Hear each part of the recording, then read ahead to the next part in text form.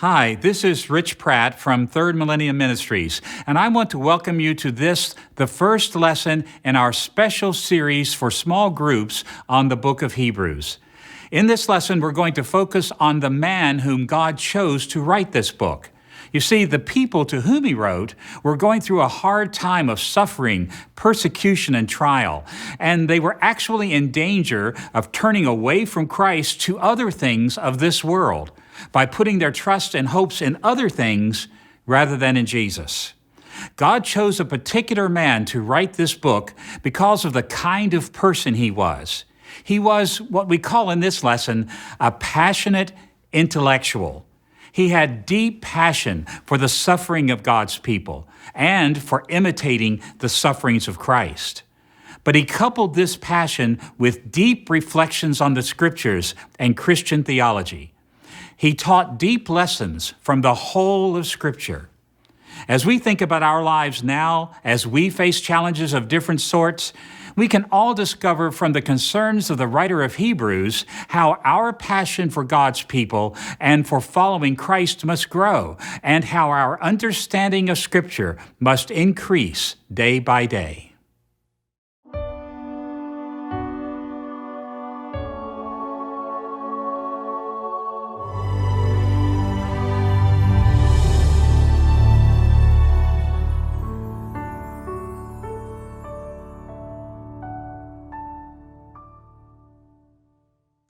Followers of Christ have suffered persecution throughout history.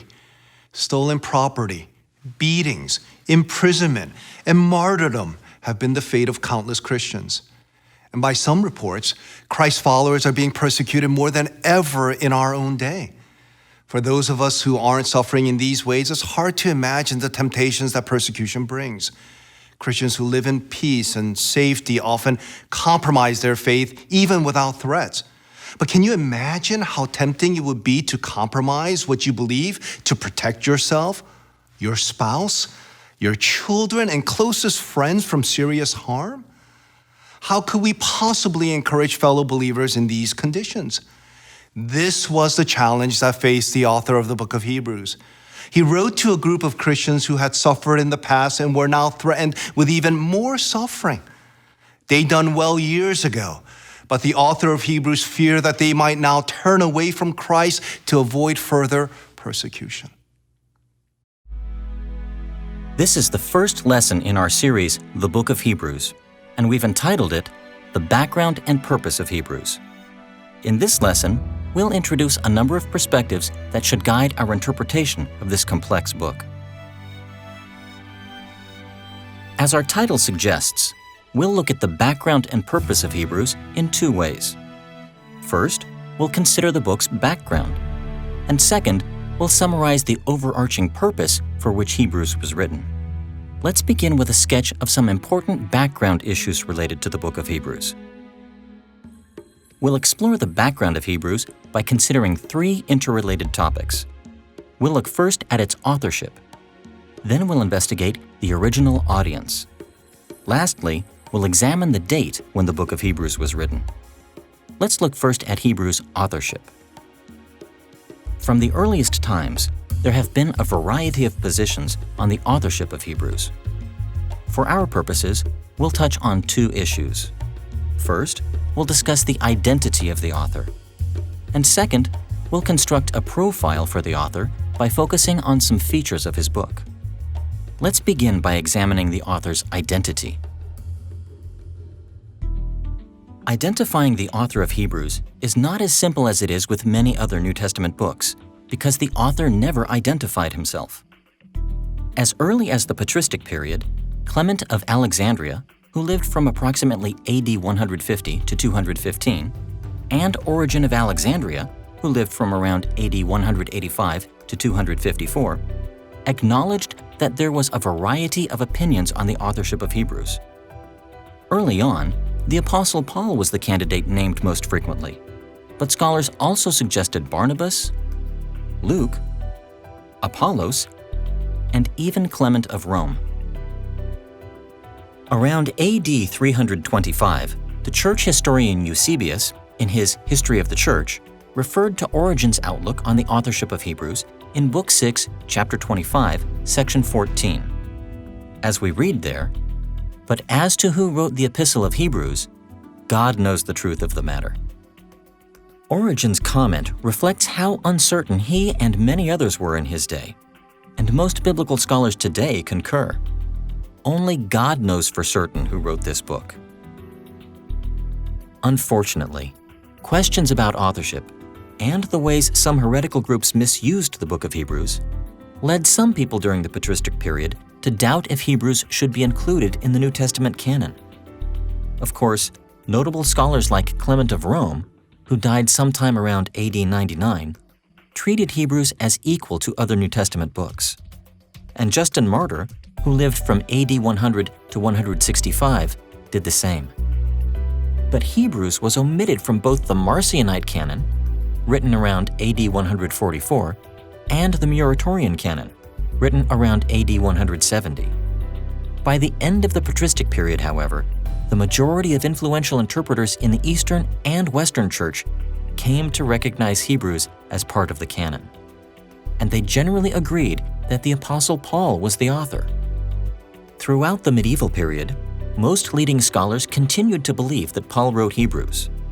But during the Reformation, Protestant reformers questioned many ecclesiastical traditions, including the traditional view of Pauline authorship. Martin Luther suggested that Apollos was the author. John Calvin didn't suggest an alternative, but he insisted that the book could not have come from Paul. Today, the majority of interpreters reject Pauline authorship. We'll touch on 3 reasons for this stance.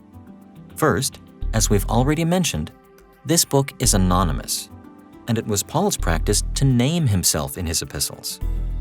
In fact, as 2 Thessalonians chapter 2, verse 2 makes clear, Paul was deeply concerned that forgeries had spread under his name. So, it seems unlikely that he would have failed to identify himself had he written Hebrews.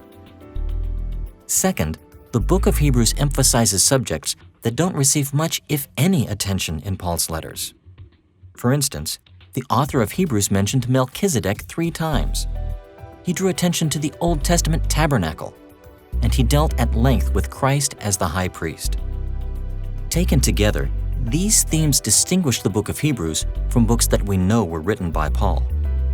Third, the strongest reason for doubting Pauline authorship is the way the writer of Hebrews distanced himself from the first generation of Jesus' followers. Listen to the words of Hebrews chapter 2, verse 3. "This salvation, which was first announced by the Lord, was confirmed to us by those who heard him." Notice here that the author of Hebrews mentioned how salvation was first announced by the Lord. In other words, by Jesus himself, and was confirmed to us by those who heard him. That is, the author and his audience had the gospel verified for them by people who had heard Jesus directly. The author's admission that he received his Christian faith secondarily contrasts with passages like Galatians chapter 1 verses 1, 11, and 12, and 1 Corinthians chapter 11 verse 23, where Paul insisted that he received the gospel directly from Jesus. Short answer to the question, who wrote the book of Hebrews, is we don't know. We have some clues as to who he was. Down throughout church history, there have been numerous answers as to that question. So for many years, the church thought Paul had written it.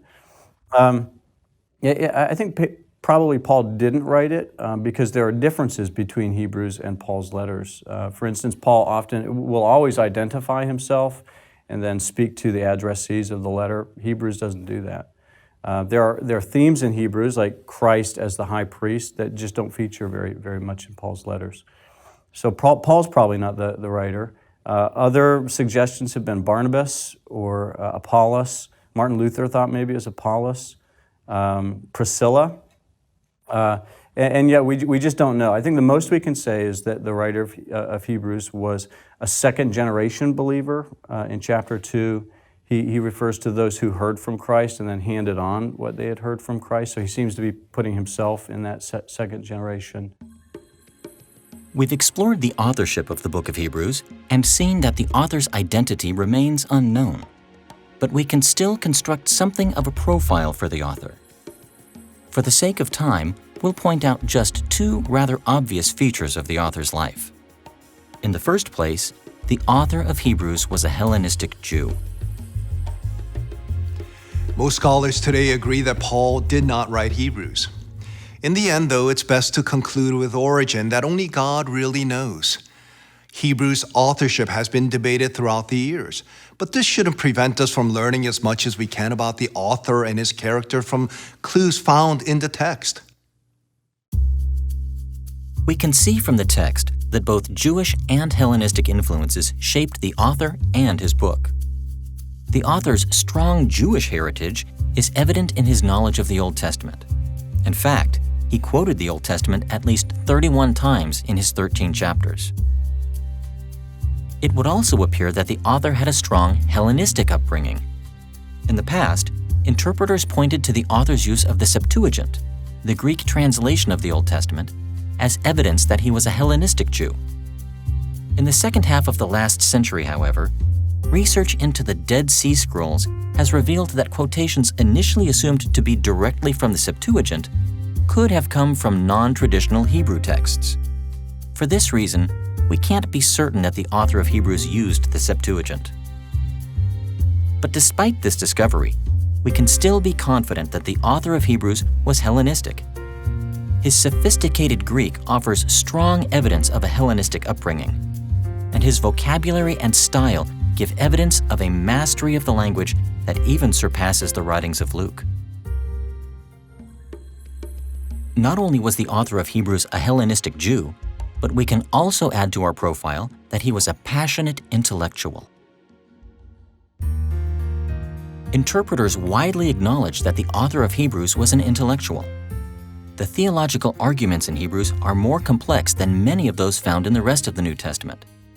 In fact, the author himself noted the priority of sophisticated theological reflection in passages like Hebrews chapter 5, verses 13 and 14, where he indicated that to distinguish good from evil, followers of Christ must become doctrinally mature. From the contents of the letter of Hebrews, there are a number of things we can say about the author. One is that he was brilliant. He knew the Septuagint, the Greek translation of the Old Testament, backward and forward. He knew how to link texts in ways that were very persuasive to traditional Jewish audiences. Probably he was a Hellenistic Jewish author, probably writing to Hellenistic Jewish audience. When I say Hellenistic Jewish, I mean Greek-speaking and probably in the diaspora, but very committed to their Jewish traditions and very knowledgeable in Scripture.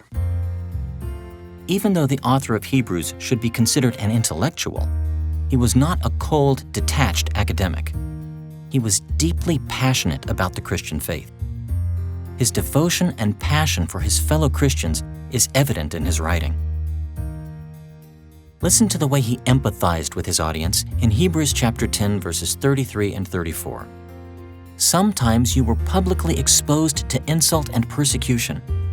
At other times you stood side by side with those who were so treated.